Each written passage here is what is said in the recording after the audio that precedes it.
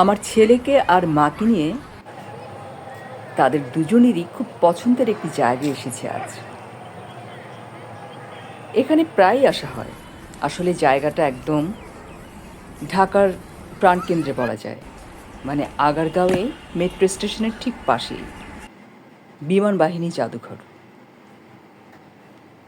নাম শুনেই বোঝা যাচ্ছে এই জায়গাটিতে বাংলাদেশের বেশ কিছু প্রাচীন পুরনো বিমান, ঐতিহ্যবাহী কিছু বিমান প্রদর্শনের জন্য রাখা আছে। বিশাল খোলা মাঠ, আর মাঠের বিভিন্ন জায়গায় বেশ দূরে দূরে অনেকগুলো বিমান সাজানো আছে। বাংলাদেশের প্রথম বিমান বলাকা, স্বাধীনতা যুদ্ধের সময় ব্যবহৃত কিছু যুদ্ধ বিমান, এরকম আরও কিছু বিমান, এবং যেগুলো এখন অকার্যকর আর দর্শনার্থীদের জন্য রাখা আছে ঘুরে ঘুরে দেখার জন্য।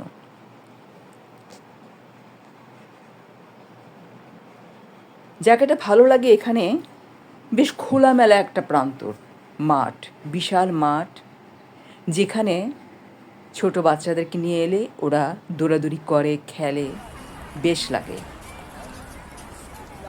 আবার এক পাশে বেশ কিছু রাইড আছে।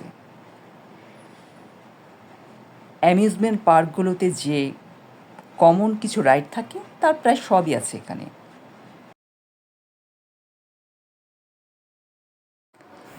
এক পাশে একটা ছোট্ট লেকে বোটিংয়ের ব্যবস্থাও আছে। আর আমার ছেলে তো বোট রাইডিং ভীষণ পছন্দ করে।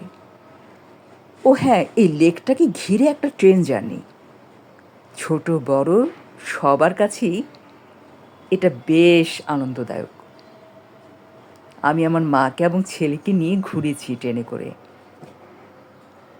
সব মিলিয়ে আসলে বিমান বাহিনী জাদুঘরের এই স্পটটা পরিবার পরিজন ছোট বাচ্চাদের জন্য বেশ ভালো, মানে আমাদের আয়ত্তের মাঝে এবং ঢাকা সিটির মধ্যেই।